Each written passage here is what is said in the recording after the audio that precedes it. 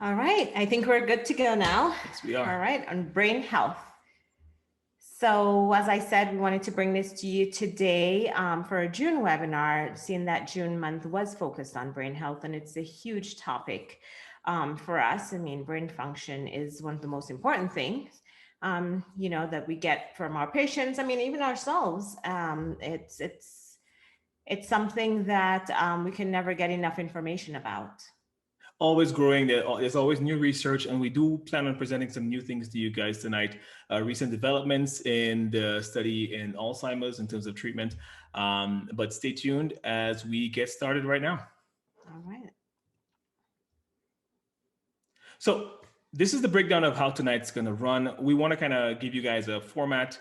We're going to start off with the factors that affect brain health. Then we're going to dive into cognitive impairment, the different types of dementia, because not all dementia is the same. Although Mhm. everyone, kind of has a layman's term of Alzheimer's being the it dementia, but it is the most common. But we are going to talk about briefly about the others. And then, of course, we like to end with ways to improve your brain function. Even if you may be functioning normally, you can always Yeah. squeeze a little bit more out of yourself to just get things optimized. The brain has a lot of potential. Tons. Mhm. All right. So we're going to be talking about factors affecting brain health. Of course, age. It's probably the most important factor when we talk about brain health. It's the aging of the brain, right? Just like the rest of our body. Your genetics. So, based on any hereditary genes that may pass down, for example, Alzheimer's disease has a huge component of a genetic predisposition. So, we'll talk a little bit more about that later, too. And this multimorbidity or chronic medical conditions. So, lots of medical conditions that predispose you to having decline in mental function, decline in brain health. Strokes is a big one. I mean, that's a direct insult to the brain and can cause a lot of decline in function. Hypertension and heart disease can cause low blood flow to the brain and cause damage there. Diabetes, metabolic syndrome, anything involving any medical condition involving in blood sugar and insulin dysfunction can damage the brain tissue. Obesity, having more fat mass and produce different types of inflammatory components that can affect brain function. Depression, that's a big cause that we see now, especially in this COVID era. Depression definitely affects the way you think, your memory, everything that you do from day to day. So it's a big part of that too. Sleep apnea and other sleep disorders. As you can imagine, sleep is very important. Hormonal imbalance, especially for the ladies after menopause, that can be a big one. We do see a shift there. Thyroid, which is another hormone, but that one by itself, there's a lot of thyroid dysfunction, some being genetic or autoimmune. So, the different components that can affect the brain.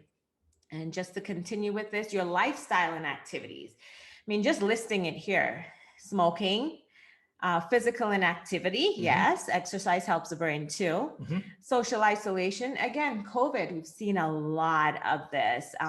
People just not feeling themselves, a mental fog, just not themselves anymore. Alcohol use, of course, exposure to toxins and air pollution, depending on where you work, where you live, etc. Increased stress. That's one that affects everyone now, and that's a hard one to avoid. And heavy metal exposure. Uh, Continuing on this, vitamin and nutrient deficiencies. I listed some very important ones here. So we have here vitamin D, zinc, B vitamins, and omega-3 fatty acids. And we're going to give you some information on what nutraceuticals you can take to help to improve brain function. So stay tuned for that. This amino acid called homocysteine, some of you may have heard about it. High homocysteine level is associated with decline in brain function, actually atrophy or shrinking of the brain in certain areas, especially the hippocampus. And homocysteine levels can build up in the body if you don't break down that properly into metabolites. Usually you need enough B vitamins and folate to break it down. And some of us do lack that gene that helps to break down the homocysteine. And that's how you can end up with increased homocysteine levels. On head trauma at any age, it could be from a baby, mid-age, adult, it definitely can cause a concussion, shaking of the brain, sharing of vessels, many different ways in which head trauma can affect brain health. So in addition to everything that Dr. B mentioned, we do want to talk about medications that can have an impact on cognition. And you see the line here, the anticholinergic burden. So some more common examples are opioids, benzodiazepines, and anticholinergics. I mean, there are other ones as well, but these are the bigger ones that we see. And these are the ones that end up on De Beers list. If any of you have heard of it, it's a list of medications that was put out by after a cohort of patients were looked at above the age of 65, and they were shown to have an increased risk of cognitive decline, causing cognitive decline in that particular subgroup of patients. So we're going to dive a little bit deeper into the anticholinergics. Now, you might be asking, Doc, what's an anticholinergic? An example is like medications like antihistamines, like Benadryl, medications that we use for the bladder, like oxybutynin. So I mean, there are medications that we do use frequently, but of course, we weigh the pros and cons before prescribing. So don't take this as, oh my gosh, I'm on this medication, I'm just going to stop it. Definitely you want to have the discussion with either us or your specialist, whoever's prescribing this medication, to see if it's something that you could do without or adjust the dose, or if you're looking fine for now, just monitoring, okay? So there is strong evidence for this class increasing the risk of decline, especially when we know that if you look at, for example, Alzheimer's disease, what happens is you get cholinergic deficits in Alzheimer's, and that's been proven. What you get degeneration in the neurons that are cholinergic. So if you think of it, those will manifest in different ways. You can see it in abnormal gait. Gait is how you walk. You can see it in difficulty with higher functioning and processing. You can also see it in late stages with patients having symptoms of psychosis, or just talking about hallucinations, whether they be auditory or visual. So these are things that we definitely see in patients, and all these are examples of having cholinergic neuron damage as you get older. And we look at the ACB score. What the ACB score is basically is the anticholinergic burden score. This is a measure of, for each particular medication, how much of an impact it has on brain function. It's a scale from 0 to 3. So, and this is something that, there are some tests that we do in the office that can kind of give you an idea as to where your medications lie. Okay, so let's talk about what's mild cognitive decline, what classifies as dementia, etc. So mild cognitive decline, this is that intermediate clinical stage between what we see as normal cognition and before we get to the point of dementia, okay?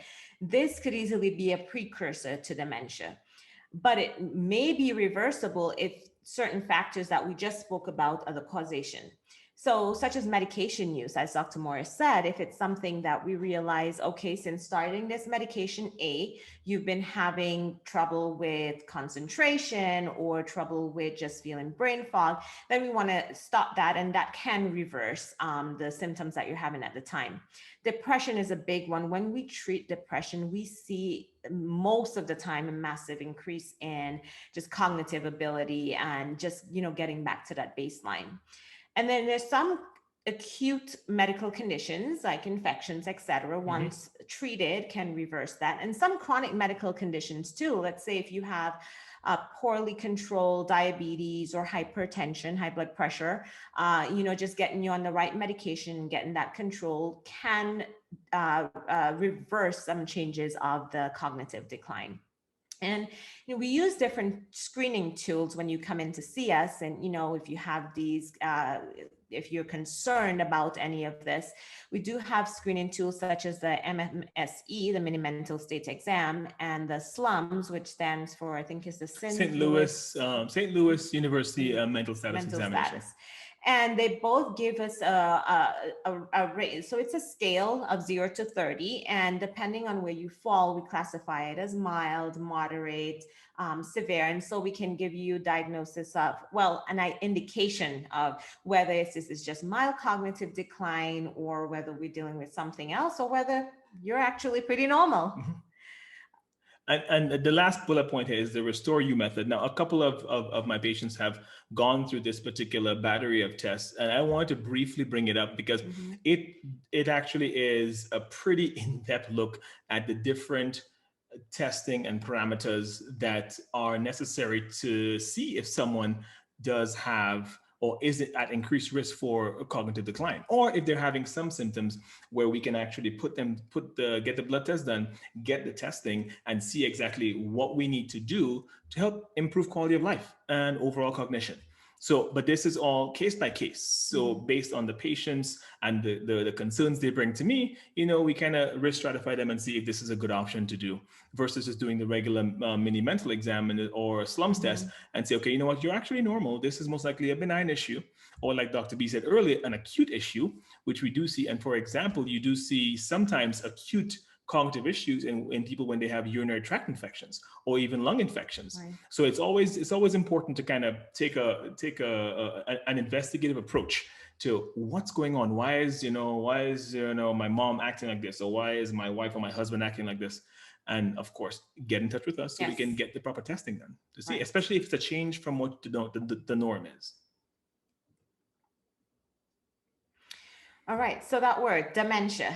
So this is the meaning of dementia. It's characterized by a decline in cognition involving one or more cognitive domains. This could be learning and memory, language, executive function, complex attention, perceptual or motor function, social cognition. So one or more of these areas that we'll evaluate for decline in. The deficits must represent a decline from your previous level of function, so a decline from your baseline, and be severe enough to interfere with daily function and independence. So when you say, I was able to do all my finances and balance my books, and I just can't do that, effectively anymore, or I was able to go driving from point A to point B, because I went there multiple times. Now I have to really think, I have to use my GPS, or, I get lost several times. So, those are all different things that we look for. And these are all questions that we ask about when you come in for evaluation of any memory decline or any of the sort. The most common form of dementia in older adults is Alzheimer's disease. Definitely it is. I mean, accounting for 60 to 80% of the cases, unfortunately.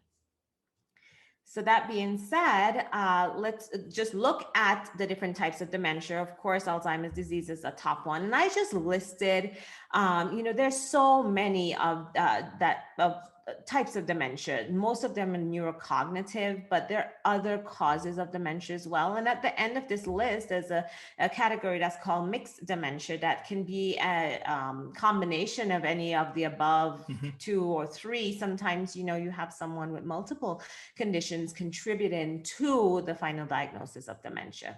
So that's why you need a full evaluation, full workup if you're thinking that you're having any decline in brain health. And just before we switch over the slides, just to explain a couple of these, like take, for instance, vascular dementia. That one is primarily seen in patients who have high cholesterol that's previously been not well controlled, or in my smokers who have high cholesterol. What that means is the vessels in the brain have become slightly starved or tightened because of plaque buildup, and that leads to shrinking of the brain overall. Another one is Parkinson's. We know Parkinson's is a neurodegenerative disease, motor disease. You can also see that normal pressure hydrocephalus. That, just to give you a brief look, it's when you have increased quote unquote swelling in the brain in the areas that carry fluid that the brain needs. And those people present a very specific way. But once again, it's all based on us doing that evaluation and getting the history from you or the family member as to what's going on. Right. These all have different characteristics of of the dementia, that when you come in, we'll ask you all the different questions. There's certain workup that we can do, whether it be imaging, blood testing. Some of these require referral to a specialist, a neurologist, or even a specialized neurologist for further diagnosis. So let's talk about the big one, Alzheimer's disease. The most common cause of dementia, and one of the leading sources of morbidity and mortality in the aging population. So how do we diagnose Alzheimer's? Now, unfortunately, the definitive diagnosis, not biopsy, is still a brain biopsy. And we don't do brain biopsies on living people. So most of the diagnosis of Alzheimer's, unfortunately, has to be done on clinical grounds. Now, when we do a brain biopsy, it does show what we call these amyloid plaques that are deposited on the different matter in the brain, and what we call neurofibrillary tangles, also the deposits between the brain tissue as well too. That's pathognomonic for Alzheimer's disease. So as I said, you do need, right now we go on detailed cognitive and generalized neurological evaluation. So, when we've ruled out everything else that may be contributing to the decline in brain function, then we think, okay, maybe it is Alzheimer's disease, and kind of work towards that diagnosis versus, another type of dementia diagnosis. Sometimes neuroimaging, such as an MRI, may help us in this department. The most common finding is what we call atrophy or loss of volume. The brain tissue in the MRI looks like it's shrunk, and the areas between it has gotten wider, especially in the hippocampus area. That's where we usually see atrophy related to Alzheimer's disease. There's some biomarkers. Now, these are not used for diagnosis per se, but they suggest the likelihood of Alzheimer's. So what that means is they've looked at a cohort of people that have some of these, and I just mentioned a couple of them in here. There are these special proteins that you can look for in the CSF, that's the cerebrospinal fluid. They're called tau proteins. And there's also a gene, ApoE genotyping. Some of you may have heard about this, decrease in activity in the APO gene. Those patients have been found to have a high incidence of Alzheimer's disease. So as I said, it's not a diagnostic. So you have a population of people who have these proteins or genes that show no signs of Alzheimer's, even up to an old age, where you have a population that does. But what it's shown that it's been a common finding in these patients. So, if you think that you're having any cognitive decline and definitely concerned about Alzheimer's, especially if it runs in your family, do make an appointment with us. We'll discuss all the different, different causes, look at your medications, look at your family history, do all of the evaluations, and we go from there. Medications. Now, the two typical medications, the ones have been out for a long time, Namenda and Aricept. These ones, we can use them to help slow progression of the condition or disease. They don't really lend any to reversal of the condition. You may see slight improvement, especially in confusion. So that's where I typically see my patients, they do become, a little more alert, I would say, but it's not really reversing the disease, but it's helping to slow the progression of Alzheimer's. And this new one, it's called Aduhelm. It is a new medication that's been just released, just been FDA cleared for Alzheimer's. And what it does, it helps to reduce the amyloid plaques. Remember, we spoke about the biopsy of the brain showing these amyloid plaque deposits. It helps to reduce that in the brain. So this is really exciting. It's just been rolled out. I think it's just available to neurologists right now. I think so, yes. We'll be looking more into this medication and be able to talk a little bit more about it once we can see, when we see more of the evidence behind it and how our patients react to it. So, ways to improve brain function. Now, the 6 pillars of brain health. This was developed by the Cleveland Clinic, and I came across this in my reading and research, and it kind of holds true in order to improve your life. So, we're going to focus on 6 key areas. First one is physical exercise. We all know you got to work out to stay alive, right? So exercising, it does have anti-aging effects on the brain. Now, we've been throwing around the word hippocampus all evening long, but it is a very important part of the brain. It's a small part of the brain that deals with memory and learning. And it's one of the parts of the brain that we see significant atrophy and decreasing size in patients who have worsening cognitive decline. So this is one area of the brain we want to protect. And how do we protect it? By following these next 6. Okay, so moderate intensity is recommended 4 to 5 times a week. I tell patients 30 to 60 minutes, and you want to go as you feel you can, as tolerated. I don't expect anyone to run a marathon from day one, but pick a level of activity you can do.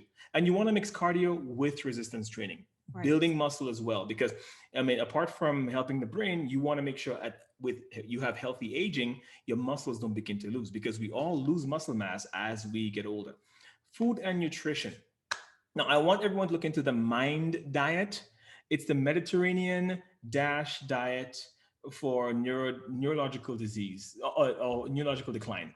And if you Google it, you'll see information about it. It's basically the Mediterranean and the DASH diet rolled up into one. Okay. So one pillar is eating good fats. What's a good fat? A good fat is like walnuts, flax, wild salmon. Those are the ones that like the omega-3 foods. And that's a polyunsaturated. The monounsaturated, which is the good fats as well, are like the MCT oil, which is like the extra virgin coconut oil. Avocados are full of that as well. And olive oil, extra virgin as well, is a good source. Soluble fibers are key. We spoke about fiber before. Berries, apples. As you can see, a lot of plant-based. Psyllium fiber is kind of one you can get over the counter. It's found in your fiber supplements to help with GI and gut health, but it does work really well to help with overall reducing inflammation, getting that gunk and waste out of your system. Plant-based foods, eat your vegetables. We're gonna say it again, eat your vegetables, and try to make sure it's fresh. Not saying that canned vegetables are bad, but we do want things to be a little bit more fresh when you put them in your body. And the recommendation is 3 servings of fruit per day, or 5 servings of vegetables per day, as much as you can tolerate. Okay. And lean protein is key. So we don't want the protein that's filled with trans fat, like the deep fried this and deep fried bacon and those things. You want to make sure that it's leaner protein, which is good. And for those of you who can't stomach too much food, protein shakes are a good option. And there's some really clean, healthy ones out there. Dr. Backus and we use protein shakes on the regular, because I don't know about you, I like chewing chicken breasts all day long. So the protein shakes are a good option for those who want to get the extra 20, 30 grams of protein in. Especially when you're on the go too. Exactly. Number 3 is your own medical conditions or your health. Get your checkup. Don't stray away from the physician. Kind of get your checkup and see how you're doing. And good hygiene is very, very important. What I hear from my patients who their family members are dealing with cognitive decline or even worst case dementia is that I'll hear things like, mom doesn't bathe as much, or dad doesn't brush his teeth anymore. He hasn't been doing it. And yes, they may seem like small things, but they are huge, because what happens is your level of inflammation increases, especially conditions that lead to chronic bacterial infection, where they may not be sick enough to go into the hospital, but if you have bad dentition or poor body hygiene, you're increasing your risk of having bad bacteria around for longer than they need to be. Sleep and relaxation, important. It does help improve your mood, your immune health. The recommendation is 8 hours a night. It sounds cliche, but it is actually true. It's important. It is very important because even getting sleep and doing relaxation techniques, whether it's mindfulness or doing things like yoga or just going out for a walk, enjoying nature, it does help to reduce the amount of beta amyloid buildup in the brain. And we all know from Dr. B before, beta amyloid is that one bad protein that builds up in the brain and can increase your risk of cognitive issues. And you want to avoid high stress situations, jobs, staying up late, binge watching programs. Just be careful with the binge watching. I know this last year has been a binge watching year. And of course, bad relationships, meaning toxic environments. You want to make sure you keep your sanity, and keep your stress levels down. That's important. And for mental fitness, I put this in here, and you can look up lumosity.com. Some of you already know about this particular website, but what it does is it's actually a computer-based or a tablet-based if you have your iPad or Android pad. And you can actually do a lot of brain-teasing games on this, which kind of helps cognitive function because it keeps you sharp. So it helps with mental acuity. And of course, picking up a hobby is good. I mean, you don't want to retire and then become tired. You want to retire and you want to actually pick up something else, bird watching, photography, learning a new language, volunteering, all these things help your mental fitness and keeps you from becoming stagnant and ultimately keeps you from declining. And social interaction is a big one. I mean, this last year we know has not been a year for social interaction because everyone has been 6 feet and more from each other. But now that we're getting back into it, very important to staying close to family and friends, giving grandma the call, because you can't see her, just having that connection, even if it's through the tablets, right. Having that connection does help to improve mood and improve brain health. So I want to share this with you guys. So this is my personal brain health index. So this, if you look at the site here, thehealthybrains.org/pillars, I'm gonna leave this up so you guys can jot that down. It actually it's an online screening tool developed by the Cleveland Clinic where you can it took me about 15 minutes to do this. Each of these pillars had about, I think it was like 5-6 questions that I answered. And I got scores based on the pillars. As you can see, I'm not doing too well on the sleep. So, but for physical activity, I did pretty well. Medical, I mean, I don't have any health issues, knock on wood, thank you. But, the areas, it kind of helps you see, okay, these are the areas I need to improve. Right. So, and for mental, that basically was dealing with, stress and kind of dealing with life and kids and whatnot. It's not Dr. B, she doesn't stress me out. So, but this is a good tool to do. And it's good to do now, make adjustments and do later. And it's free. So I just went online and I did it. And even with this particular tool, they do give you, if you click on each of the pillars you see there, they give you actionable content to use in your own daily lives to help improve your BHI. So cool. This is mine starting. Let's see what I end up at. Oh yeah, you can use this to track your progress. Yeah. You can do it again in a couple months after you've made some changes, get some more sleep. And we're going to dive into supplements and brain health. So the first one is N-acetylcysteine, or NAC as we call it. Now, this one promotes glutathione, which is an antioxidant, great for immune function. And this one, you typically find it in supplement form, which is the best way. That way you get the maximum benefit from it. Zinc is an important micronutrient for the brain because it does help to decrease inflammation in that pesky hippocampal region. B vitamins, Dr. B spoke about just a while ago. It's a big one, B6, 12, and folate. Now, those are key in helping reduce the homocysteine, which is that annoying amino acid that builds up and increases stress on the actual hippocampal region as well. Omega-3 fatty acids. Now, we have two here. We have the EPA-DHA, which is found in fish, and then we also have the ALA, which is found in flax. So those of you who are plant-based, you have the option of the flaxseed. What's important about the omega-3 fatty acids is they do help improve nerve health and reduce inflammation. Now, you should be seeing a common theme here. We're always talking about inflammation. Inflammation is pretty much that basement/foundation level of almost all disease that we treat in modern medicine today. And inflammation can be found anywhere, whether it's through stress and job or through food or through lifestyle habits. It's everywhere.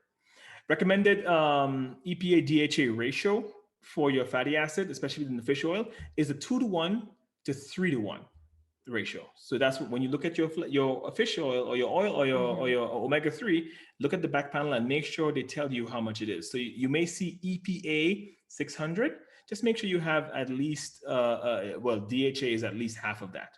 So, and of course, the other supplements most people know about, ginkgo biloba. Green tea is a good one. Green tea is really good. It has EGCG, which is a really good antioxidant, and resveratrol. Now, where do you find resveratrol? Berries, Berries. blueberries, raspberries. Mhm. That's where you find resveratrol, and it's a good one to actually help with cognitive function by decreasing inflammation You can get it in form of a capsule as or well. Yeah, supplements as yeah, well. Yeah. yeah. Because the amount of berries you're gonna have to eat would have to be a lot, and berries are chock full of sugar too. So, but they're good though. They're good. Good antioxidants. Mhm. CoQ10 is a big one. We normally have patients take CoQ10 if they're on certain medications, cholesterol lowering drugs, because we know CoQ10 helps support mitochondrial function. And that's one thing that some of the cholesterol lowering drugs can help reduce or leach out of the muscle tissue. So, but it's a good cofactor to And you help need as it in well. the brain too, not just muscle. Needed in the brain too. Brain Yes. mitochondria. Yep. Yep. One of Dr. B's favorites is the turmeric. Turmeric, Mhm. the active ingredient is curcumin, and it is actually an anti-inflammatory molecule that's found in, well, turmeric, Turmeric. the, Yeah. the seasoning, root. Yeah. the root, yeah. And once again, to get the amount of turmeric you need, you'd have to eat a A lot. lot of Indian food, or just get the over-the-counter Yeah. capsules. You know? It comes very concentrated, Traded, mhm. usually in 500 milligram capsules. Mhm. And I usually recommend taking 2 of those a day Mhm. as just for maintenance of trying to keep your inflammation levels down. Mhm. And ashwagandha, we know, is Oh, also a really good nutraceutical. It does decrease cortisol levels because cortisol level tends to rise in response to stressful stimuli. Mhm. So, and we don't want too much cortisol because that can also cause issues for us down the line. All right. Well, that's what we had for you today. Yeah, hopefully we were able to bring Yeah. some new ideas to you guys and answer some questions regarding the way, you know, we need to approach brain health no matter how old you are, and be able to optimize your function and improve where it needs to be improved.